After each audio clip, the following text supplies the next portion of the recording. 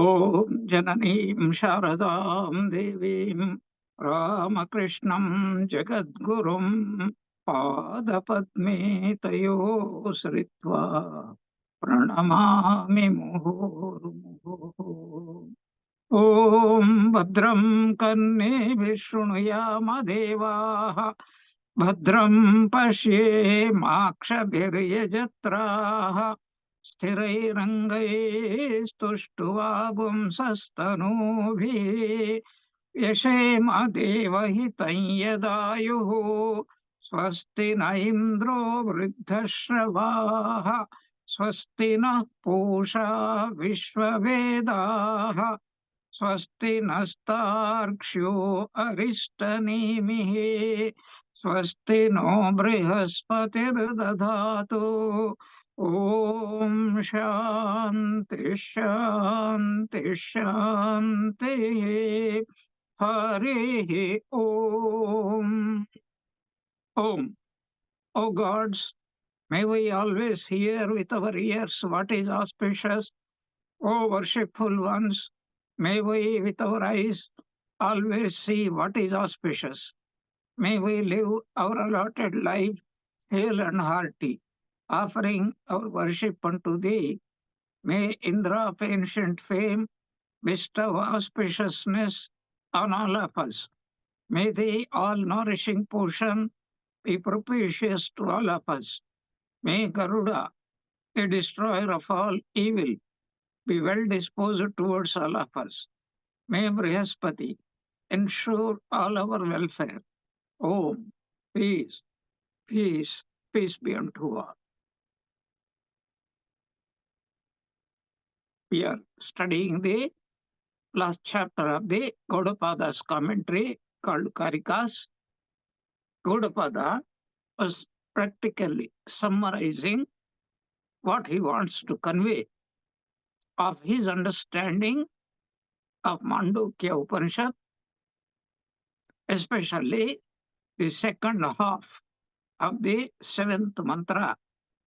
Here it is said, Shantam, Shivam, then comes the word Advaitam, non-duality. And the very foundation of non-duality is Ajativada. Jati means creation, sustenance, and dissolution. Ajativada means there is no creation at all. And it is absolutely true. How do we know? Because of the teachings of the scriptures and confirmation of these scriptural teachings by God-realized souls. But as I cautioned many times, we have to assume a particular attitude. What is it? From the standpoint of reality, Brahman, the perceiver, the object that is perceived, and the instrument through which that object is perceived are one and the same, and this is called causal relation. And without this, no creation can be experienced, just as when we are in the deep sleep, we see that there is no creation at all. Then what is the difference between deep sleep and samadhi, final realization? In deep sleep, we have no problems because mind itself is not there. Mind is both the cause as well as the effect, both bondage as well as of liberation. But we are profoundly ignorant as what is the real truth. We have no experience of untruth, neither do we have any experience of truth. But even the absence of duality or ignorance is of tremendous relief, if at all any living creature gets any relief, peace, and complete recovery from activities of the both waking and dream. It is only possible in the deep sleep state. So let us remember there are two viewpoints. We, of course, have only one viewpoint. We see the world, we feel we are the world, and we are part of the world. We see manyness, multitude, countless beings, objects. So this is called state of ignorance. But at the same time, at the background, we have that non-dual, unchanging, pure consciousness as if it is going through these experiences. The nearest example we can give, not deep sleep, but dream state. Whatever we have seen in the dream state, that is called the dream world. Upon waking up, neither there is a dream world, and therefore there is no dream mind, therefore there is no dream experience, and there is no bondage, there is no liberation at all. But that is not a complete example because in the waking state, only we dismiss it. But we must dismiss all the three states, waking as well as dream, as well as deep sleep. So from the highest point of view, and both these, the creation is real from the viewpoint of ignorance, and the creation is totally unreal from the viewpoint of the highest reality. Both of them are only playthings, imaginations, thoughts, vrittis in the mind. And this is a tremendous act of confession. That is what we are going to see. So let us keep in mind that really speaking, when Gaudapada speaks, he is speaking from the highest point of view. And that highest point of view is only one mode of thinking within our mind. All philosophies vanish when we are in deep sleep, not to speak of samadhi at all. So that is the point of view we have to keep. From the highest point of view, there is no bondage, there is no creation, because there is no mind. And so there is no liberation too, which we have discussed, I think, in the second chapter, 32nd verse. I think it is 32nd verse. There is no bondage, there is no liberation, there is no aspirant, there is no spiritual effort, practice, and there is no liberation. Nothing is there. It is all just from the viewpoint of the only dream or ignorance or called Maya. So that is what he wants to tell.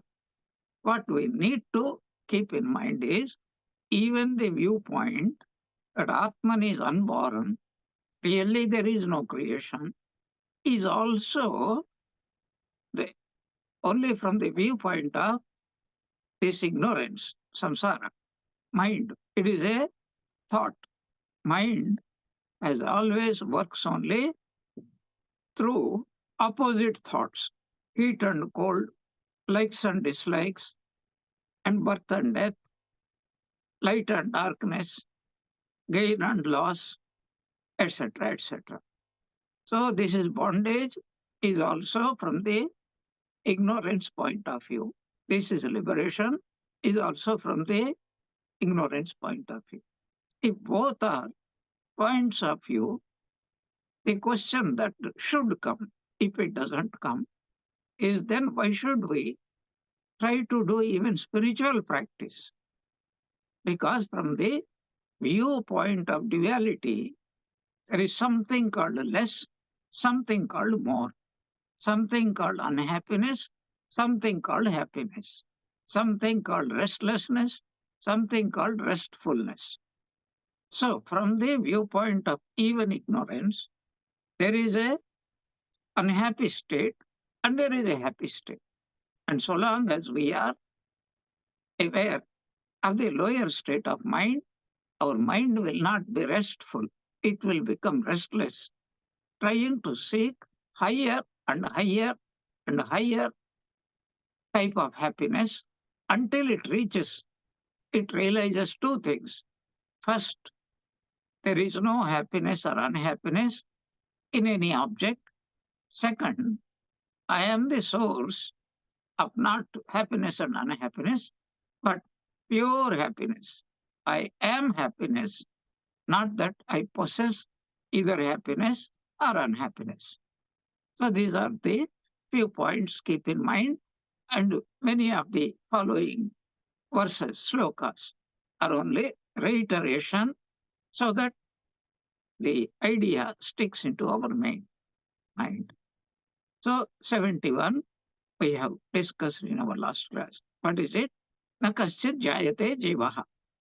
There is nothing called a living individual called jiva in Vedantic language. The jiva is never born. That means Atman is not born. Sambhava asya na vidyate. Sambhava here means there is no cause because of which the Atman thinks it is born and thinks that it is not born as one, but as billions and billions and billions of living as well as the non-living, because Atman is beyond all cause-effect relationships, as we had discussed earlier. Therefore, sambhavaha, even the remotest possibility, doesn't exist. And then Gaudapada asserts, etat tat uttamam satyam. This is the highest truth from the viewpoint of reality, of course. Yatra kinchit na jayate.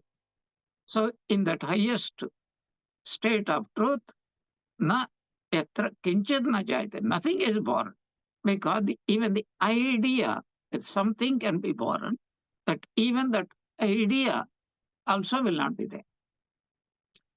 Now we proceed to the next verse 72.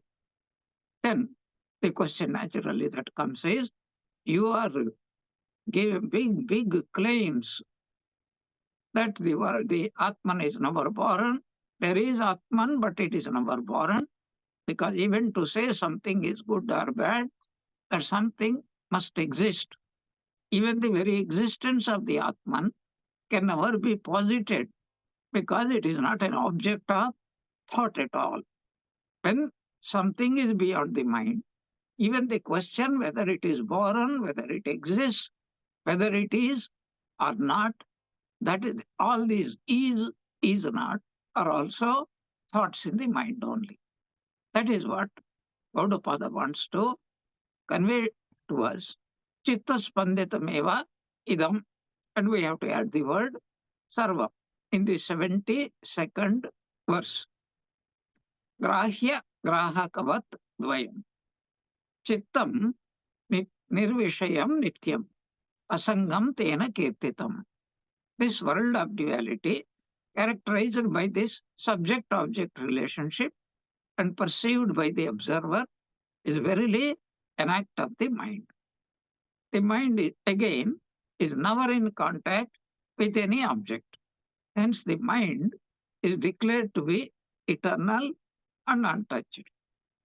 And in brackets, that which is eternal and untouched is nothing else but the Atman, the mind, which Ramakrishna used to call Shuddha Mon. Pure mind is nothing but pure Atman. As Gaudapada so beautifully puts it and wants us to understand, says all these ideas, whether there is creation, whether there is no creation, etc., are all thoughts in the mind. But remember, there are some thoughts which are very useful for our life. Even the most ignorant person doesn't want to suffer, doesn't want to die, doesn't want to be ignorant. even an ignorant person doesn't want to be ignorant. Even a fool, as it is said so beautifully, if you call a fool, he will be enraged. He would like to kill you. But a wise man will never do that. If you call a wise man a fool, he not only he will not react, he will simply say, you are you are not speaking full truth. I am not only a fool, not only an ignorant person, much, much more ignorant and foolish than you could even imagine in your the remotest dreams. That is what he will say. Such is the great glory of ignorance. There was a Chinese philosopher who used to often exclaim at once he was sitting on the banks of a pond, and there were so many flowers are there, and some butterflies were moving, flying from one flower to the other flower, and he was particularly attracted towards one butterfly. As he was a great philosopher, a man of concentration, he was completely identified with the butterfly. Then, being a philosopher, he started to wonder, am I a philosopher thinking that this butterfly is hovering among the flowers? Or am I a butterfly thinking that I am a philosopher? Like a, what is called forgetful professor. Once he went to an airport and revolving doors, entered into it. Now he forgot whether he should go inside or go outside. So this is called philosophy. Now, what is the point? That this mind is pure, but this world of duality. Several points, very beautiful points. First of all, what are we experiencing? Duality. I and everything else. And this duality, just to remind ourselves, consists of three types of differences. First difference is that there are different species of things, different types of mosquitoes, different types of mangoes, different types of cakes, different types of trees, everything, not two, but millions and millions of variations are there.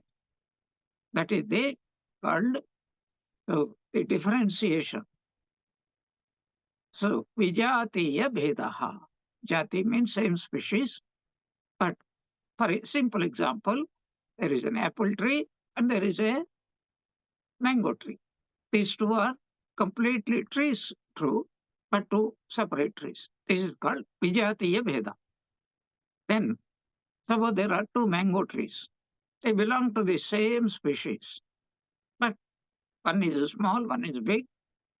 The fruit of one tree is not so sweet, but the other one is extraordinarily fragrant and sweet. This is called sajatiya bheda. And they imagine the third type of differentiation. One mango tree is there. There are leaves, there are branches, there are blossoms, there are fruits, small branches, there is a trunk, there is a root, etc., etc. Infinite number of variations are there. This is called differentiation within one object, Swagata Veda. And Brahman is completely free from that. Now, why did I mention this subject? Because it is the very nature of this mind, grahya grahakavat dvayam. The moment mind starts to work, I am the subject, you are the object.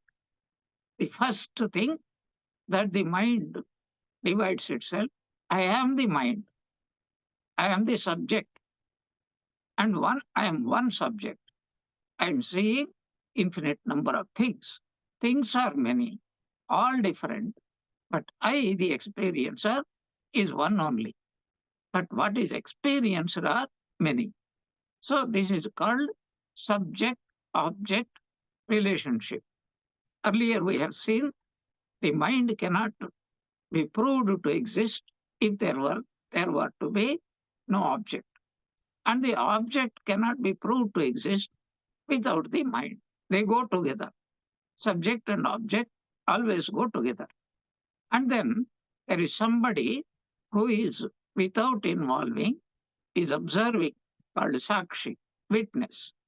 So in this world, there are three things are there: the subject, the object, and that which is witnessing without getting involved, both the subject and the object.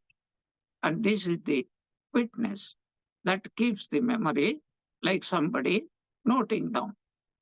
In classrooms, sometimes teachers from outside are brought in because a teacher will have what is called subjective likes and dislikes.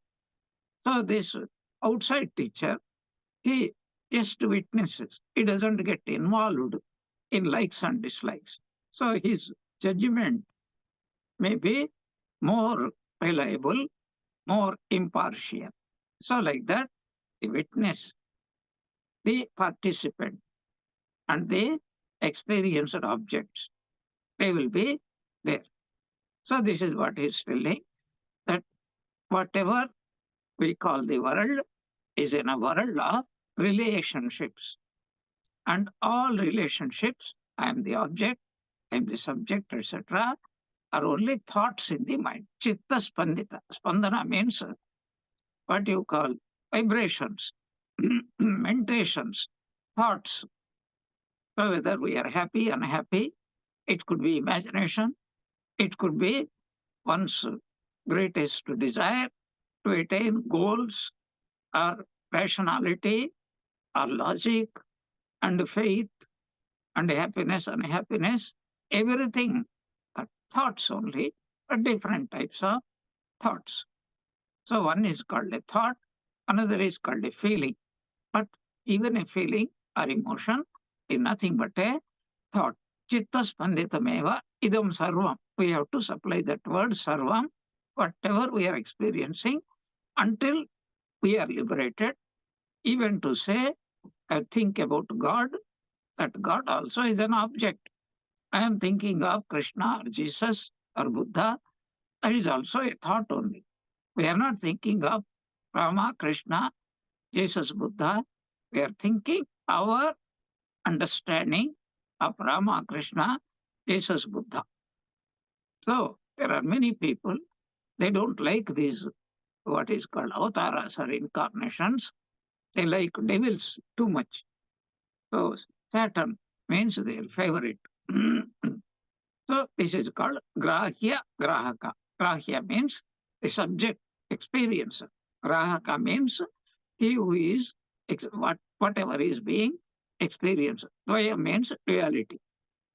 And this duality, in this duality, the experiencer is but one, but the experienced are infinite numbers. But that is according to the Advaita Vedanta. But according to Sankhya, as many experiences or subjects are there as there are thinking minds. We discussed these things. Chittam nirvishayam nityam. But what is the reality? This mind is really, truly speaking, nityam. Not even for 1 millisecond, it is complete, it doesn't become subject, doesn't become experiencer, etc. Nirvishayam. It has nothing to do because it is pure. That means this is the pure Atma. Therefore, asangam tena kirtitam. Because of this reason. Tena means by this reason. Because of this reason. What is the reason? Truly speaking, this chittam has nothing to do. Therefore, it is well praised, sung everywhere as what? Asangam.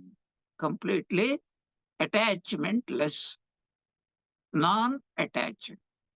What is non-attached? That is also a thought. But it is a very noble thought.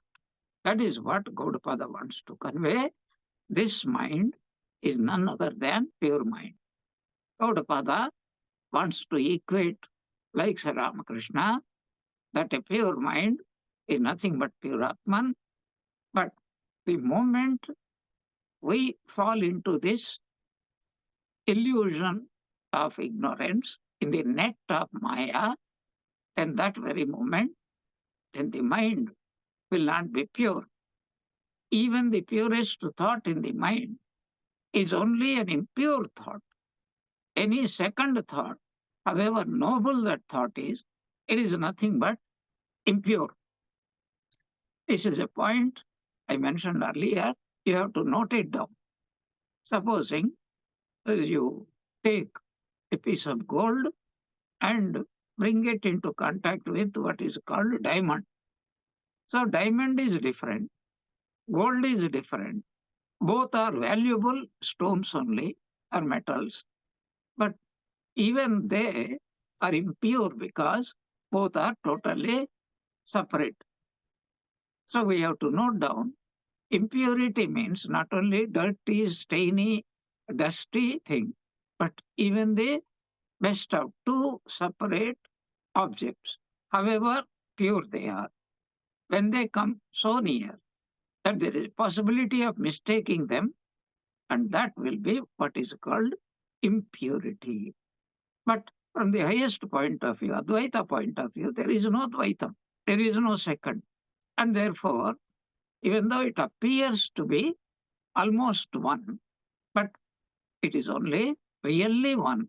There is no second at all.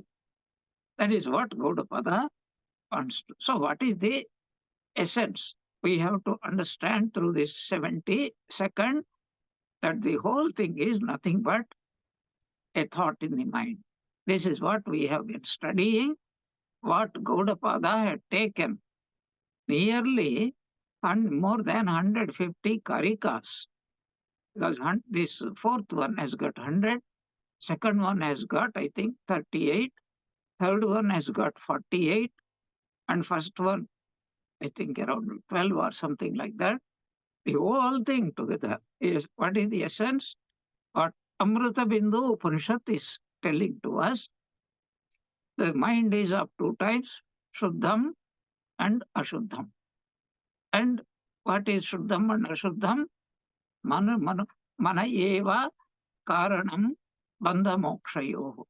For Manushya's, mind alone is causing both the bondage and liberation. The idea of bondage is an idea. The idea of liberation is also an idea. For that, the dream example is a beautiful example.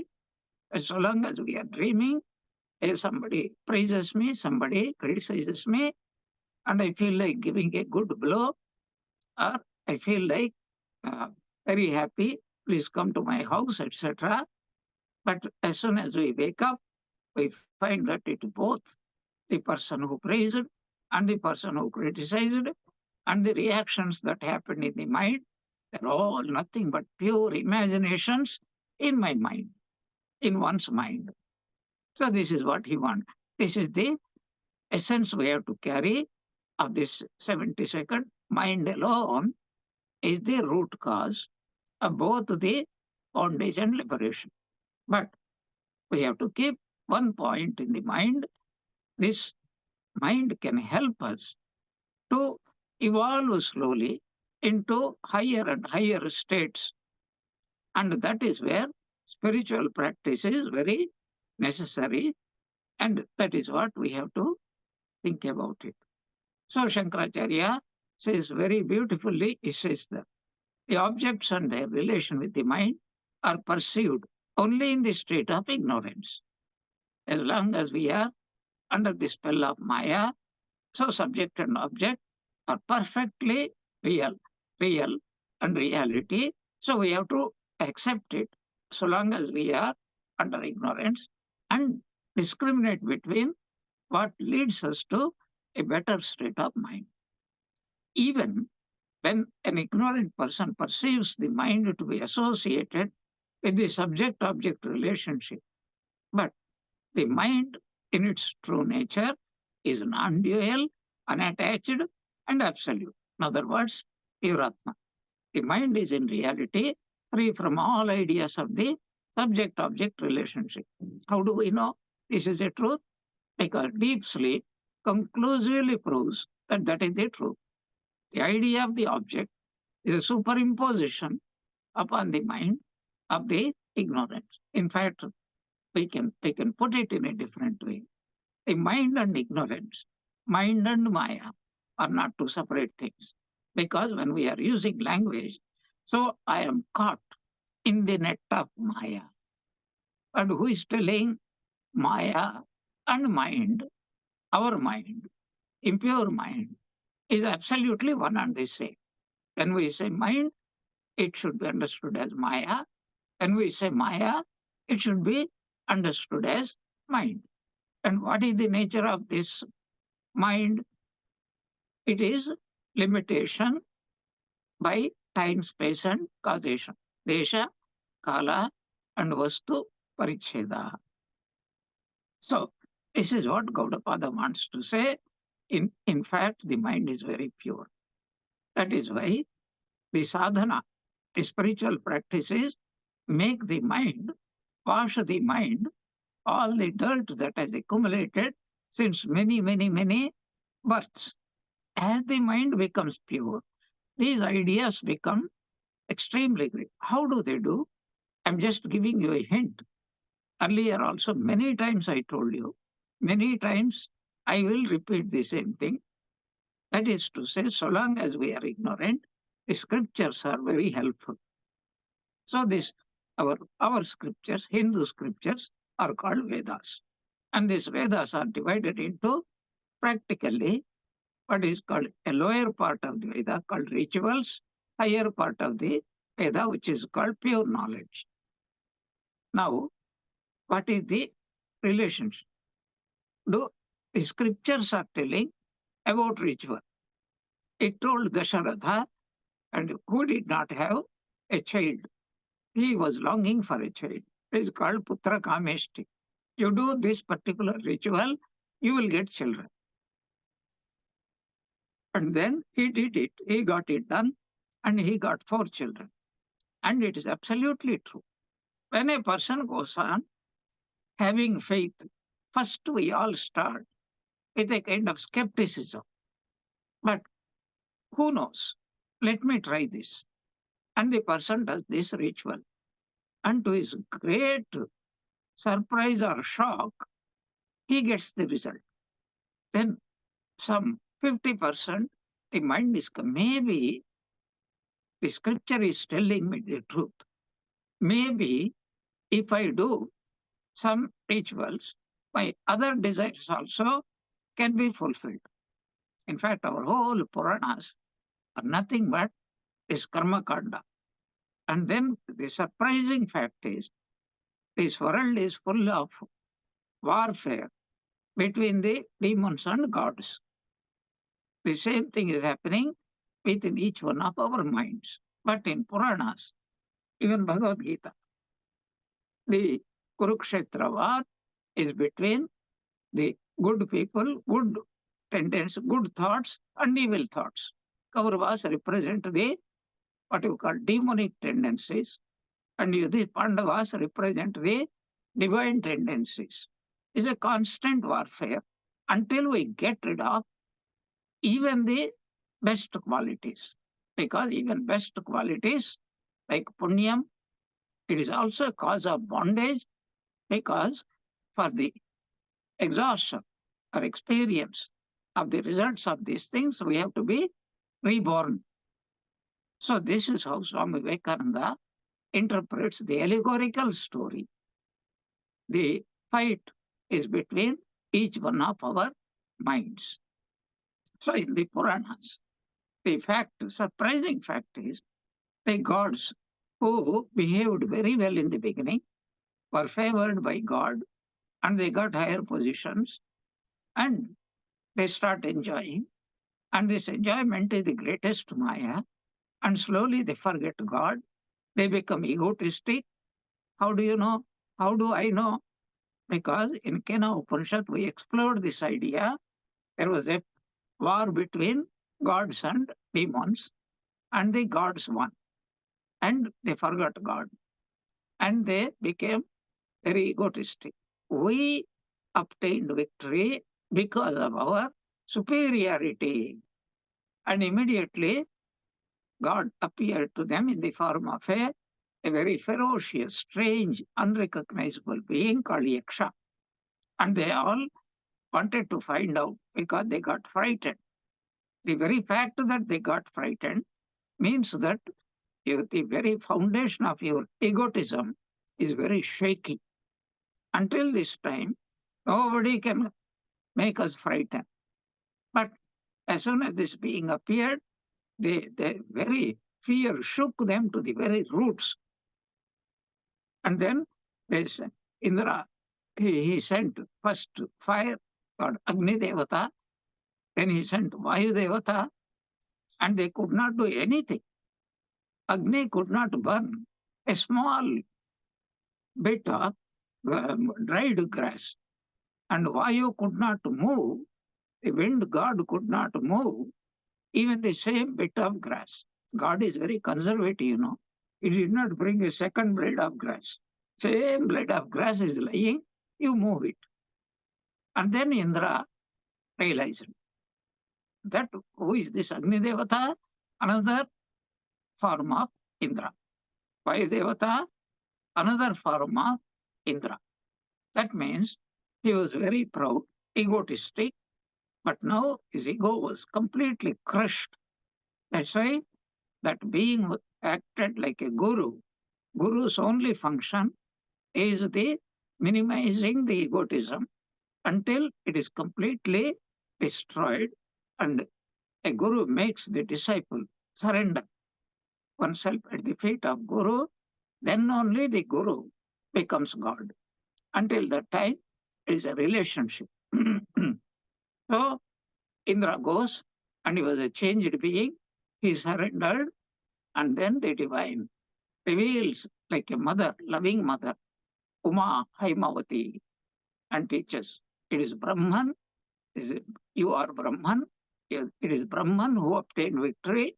That means it is Brahman manifesting as Indra, Vayu, Agni, that obtained victory. Otherwise, if you forget that fact, then you will be crushed.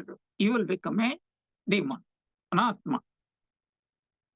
So that is the story we have to remember here, that mind and Maya are not two separate things. Mind is limited by time, space, and object. And limitation is called Maya. Maya is another name for limitation. So here Gaudapada wants to tell us the mind without Maya is none other than Atman. Another name for Atman is called mind.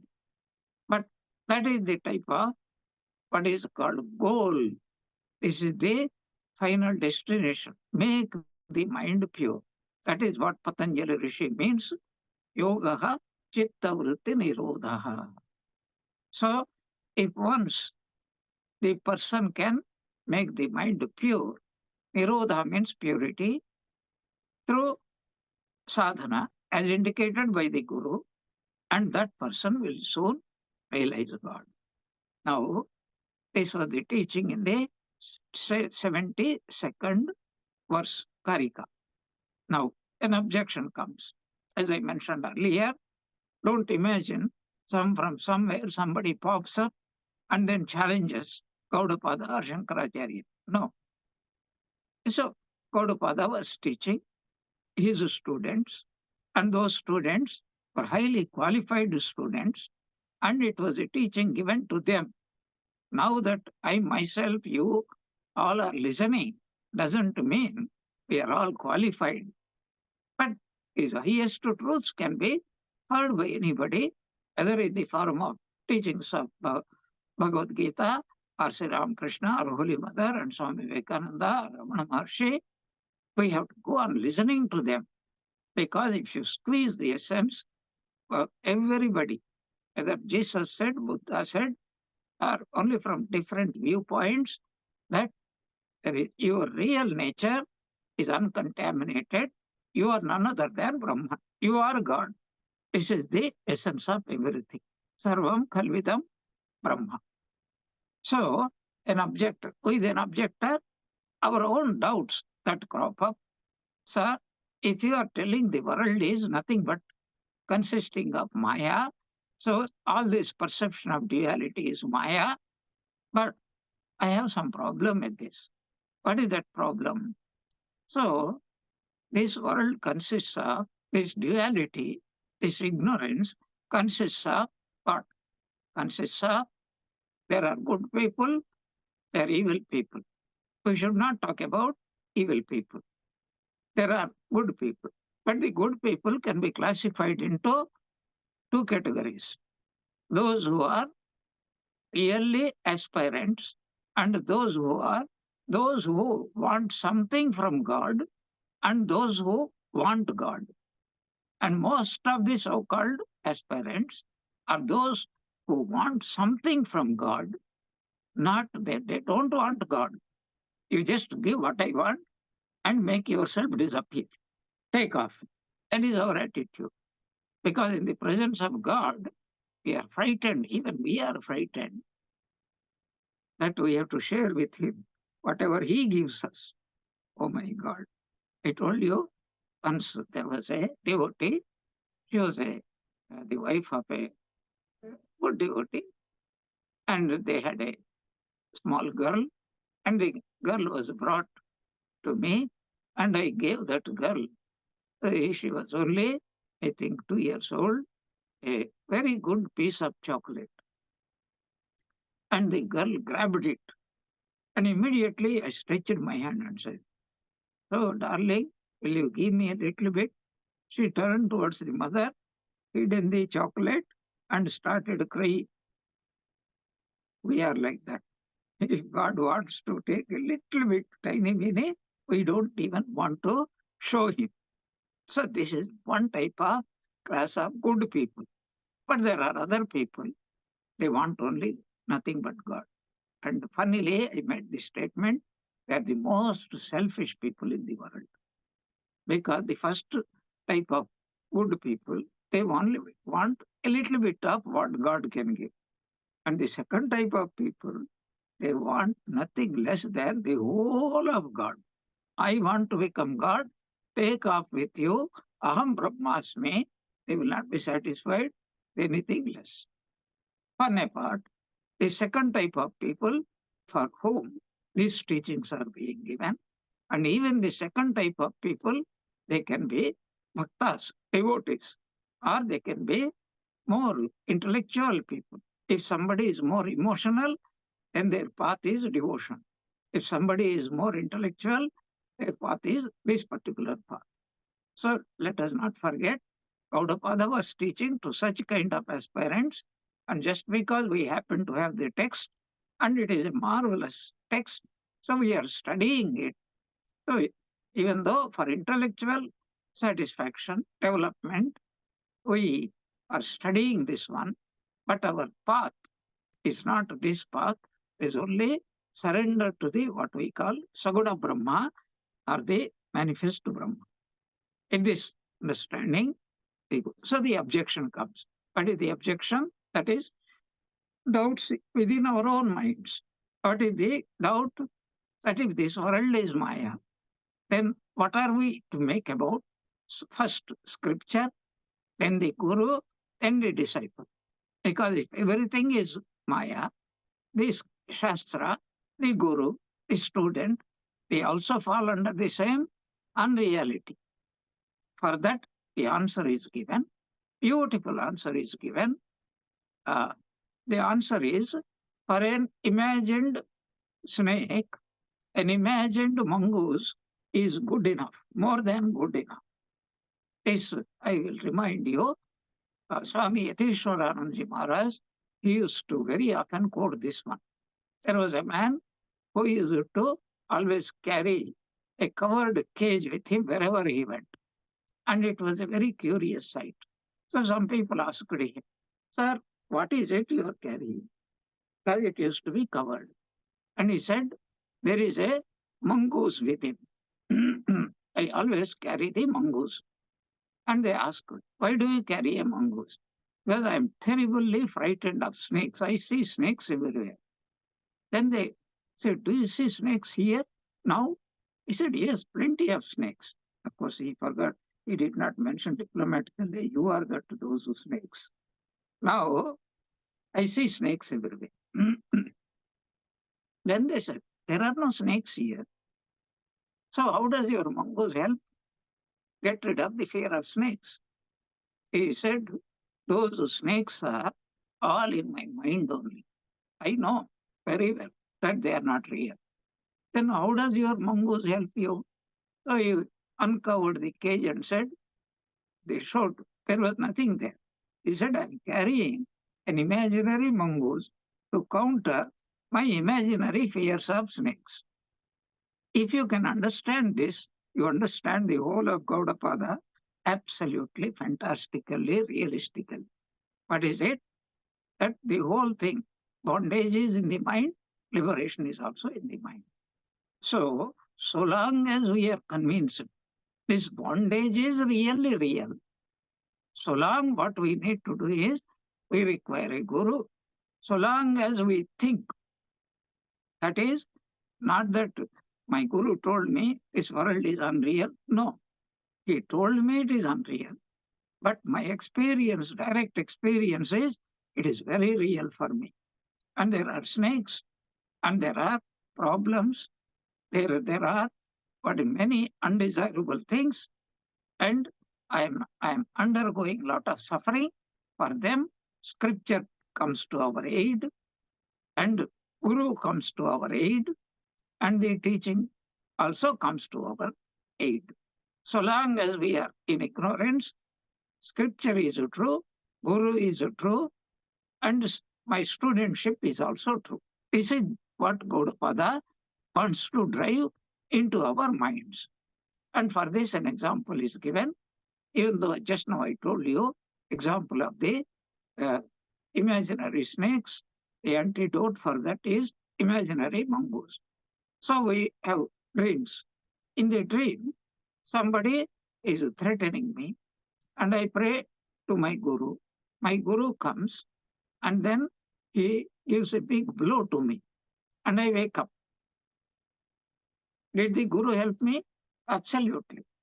So long as it was a dream, so the guru was true, the people who are troubling me are true, and the guru giving me upadesha, big upadesha, is also true. And as a result, I did not solve the problem. The guru did not solve my problem. The guru dissolved the problem itself. He woke me up from this imaginary dream. And when I woke up, there was no problem at all. This is the essence of 73rd. Yo asti kalpita samrutya paramarthena nastyasau paratantra avisamrutya syat na asti paramarthataha. That which exists on the strength of the illusory experiences does not really speaking exist. That which again is said to exist on the strength of the views supported by the other schools of thought does not really speaking exist. Gaudapada has makes two statements here. Yo asti, this world is there. And why do I think? Why do you think? Kalpisa samrutya. Samrutya means maya, ignorance. Is all the result of ignorance. Kalpita means it is created, imagined. Paramarthena, in truth, in reality, nasti asau. This problem of samsara doesn't exist.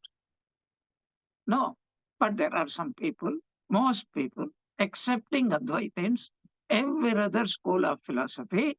What do they say? Every other school of philosophy, whether it is Visishta Advaita, Dvaita, and whether it's Christianity, Hinduism, Buddhism, Jainism, everyism. What do they say? This world is real, problems are real, solutions are also real. That means there is a creation, there is a sustenance, and there is a lower state, there is a higher state, and there are good people, there are bad people, there is less happiness, there is higher happiness. All these are completely true. This is what the other schools of philosophy posit. But Paramarthata, in reality, they do not exist. What is Gaudapada trying to tell us? The truth is, there is no world. But so long as you are thinking that there is a truth, so long there is Guru is real, problem is real, Guru is real, scripture is real, the scripture interpreted by the teacher is also real and a real. That thing helps us to get rid of that real problem.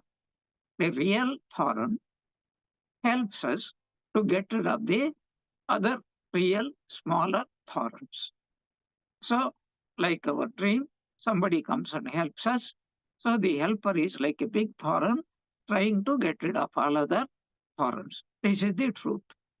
So this is what Gaudapada wants to say, that this is where their doubt comes, that if according to you the creation is not there, then what is the role of the scripture, the teacher, and then the teaching? That is what he wants to say. And this objection is mainly from Vaiseshika school of thought, who raises raised the point in the last stanza. There is a beautiful reminiscence of Swami Vivekananda. He was in high mood. He comes to Holy Mother, and then he tells, Ma, nowadays my mind is raising so much that I see everything as illusion. I'm only paraphrasing what he actually said. This is not actually what he said, but my paraphrasing. I immediately, quickly, Holy Mother responds, my son, please do not amake udiyudiyona in Bengali. Beautiful. Do not throw me into the sky by blowing upon me. That means do not destroy me. Immediately Swamiji makes a prostration and says, Ma, if I deny the very lotus feet of the Guru, even my statement that this is all illusion doesn't stand at all. That is to say, until we claim our real nature, until then we are in the state of ignorance. So long as we are in the state of ignorance, creation is real, sustenance is real, destruction is real, Guru is real, scripture is real, and spirituality is real, practice of spirituality is real, slow progress in spirituality is real. All these, both bondage and liberation, everything is real from the viewpoint of ignorance. But once I know who I am, everything, we don't even remember.